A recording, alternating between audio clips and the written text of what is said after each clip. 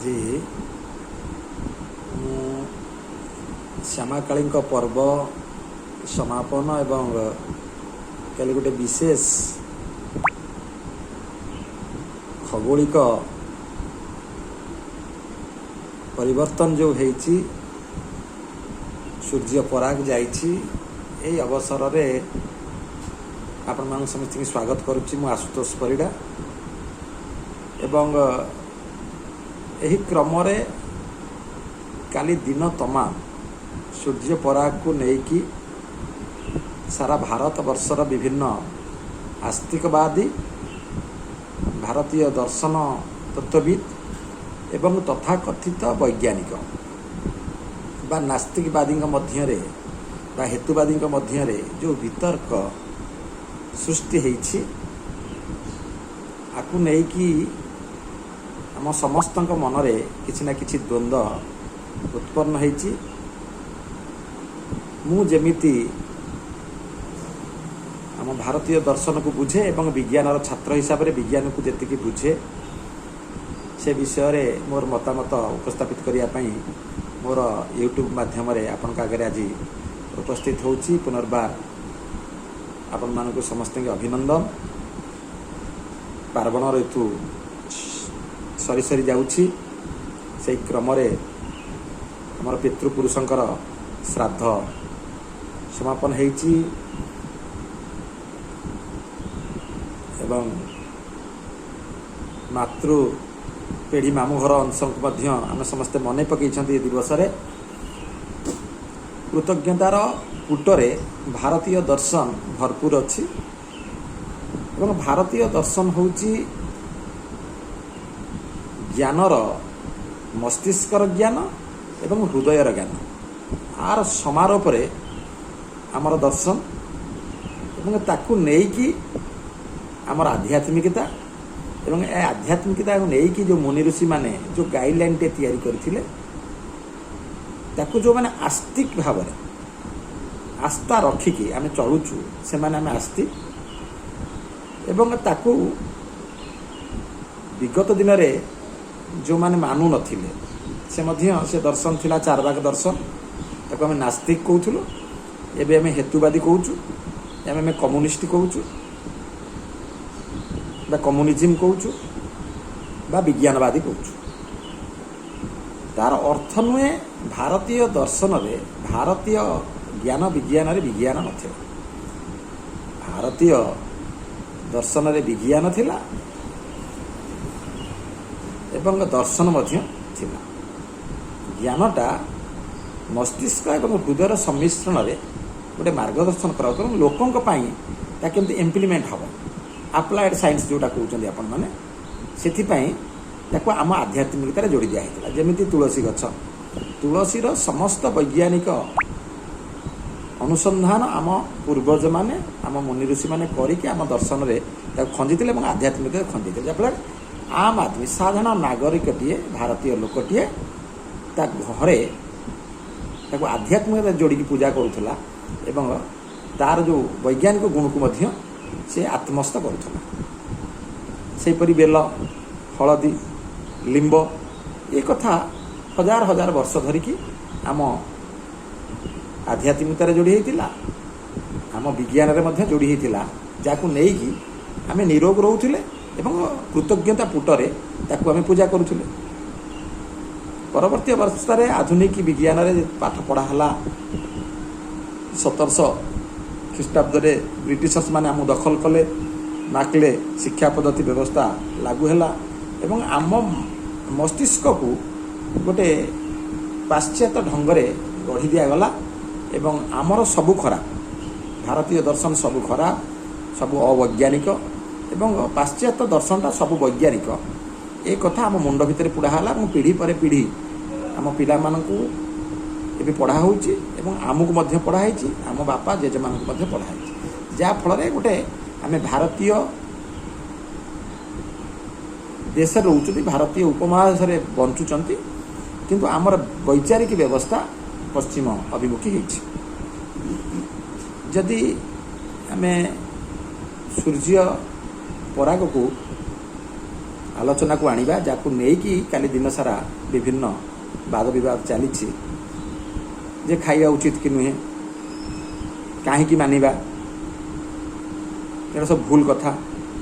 एवं अंधविश्वास भारतीय ज्ञान विज्ञान एगुड़ा सब गोटे गोटे कलंक हेतुवादी माने कथा कहते। अपर पक्षरे आमे 90% लोक भारतीय लोक आम दर्शन को मानुंट एटा गोटे गोटे खुशी कथा। ये आस्था हजार हजार वर्षर आस्था एवं आमे आस्तिकवादी माने आज घरे घरे या पालन करिसेंती। काली अधिकांश जगार आमे चुली ये पाक करना अर्थात आज भी आम हृदय एवं मस्तिष्कर जो ज्ञान विज्ञान हजार वर्ष तले आम मुनि ऋषि मैंने देते ताकू आमे मानुंट। खूब कम लोक वैज्ञानिक ना से वैज्ञानिक नुहति अधिकांश हेतुवादी वैज्ञानिक नुहति से विश्लेषण करती ना से विषय पछरे कौन विज्ञान अच्छी से जानती ना से विज्ञानी जो मैंने पाश्चात्य विज्ञान कहीं अमावास्या सूर्यपराग हुए कहीं पूर्णिमा चंद्रग्रहण हुए से विषय बहुत पछरे पाश्चात्य वैज्ञानिक मैंने जानी बेले आमर मुनि ऋषि मैंने बहुत आगु ए विषय जानी। खगोल शास्त्र रे आमे बहुत व्युत्पत्ति हासिल करथिले आमर मुनि ऋषि मैंने एवं आमर वैज्ञानिक मान ताकू किंतु एमिति भाव पाश्चात्य शिक्षा व्यवस्था आमे बारंबार पराधीन हेले 1200-1500 वर्ष ठारू 2000 वर्ष पर्यंत मतलब गोटे गोटे जगह आमे पराधीन रहिले याफल आम विद्या को पाश्चात्य लोक मैंने चंचकता करके नहीं गले चोरई की नहीं गले तांका माध्यम आमको जनागला और आम भावुँ से सब देखते से जहाँ ठीक भारतीय दर्शन भारतीय मुनि ऋषि जहाँ कले सब तो सही परिप्रेक्षी रे काली जो सूर्य पराग है आम जदि विज्ञान को देखा आम विज्ञान भी से कथा को प्रमाणित करिछि जे पृथ्वी गोल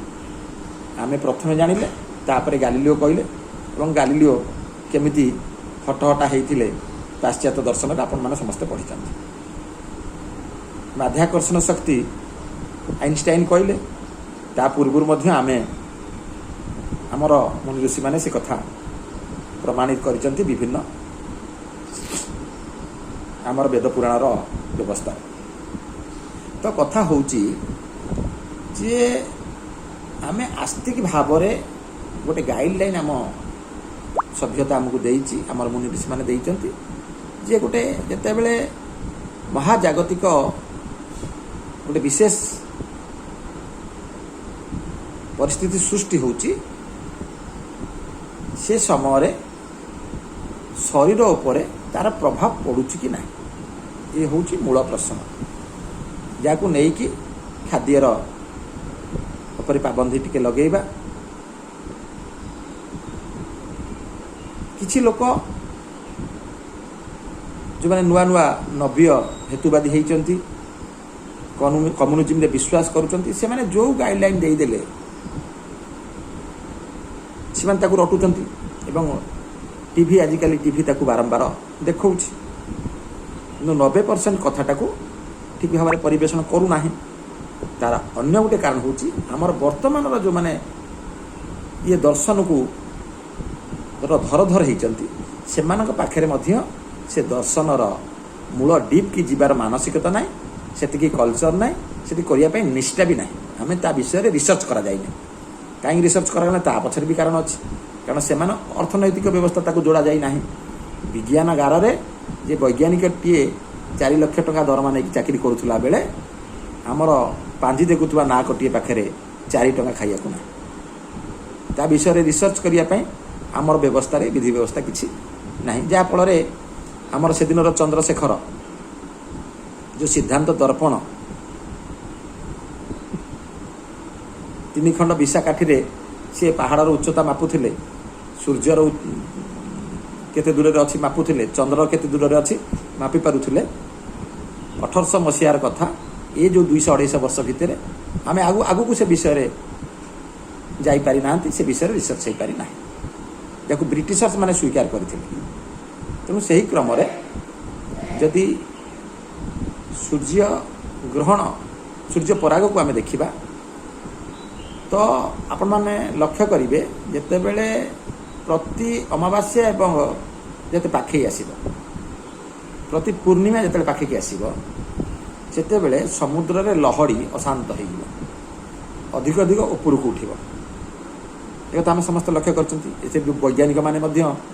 କାହିଁକି ହୁଏ? ବୈଜ୍ଞାନିକ ସିମ୍ପଲ୍ କଥା, ଆକର୍ଷଣ ବଢ଼ିଯାଏ। ଯେତେବେଳେ ନିକଟତର ହୁଅନ୍ତି ଆକର୍ଷଣ ବଢ଼ିବାରୁ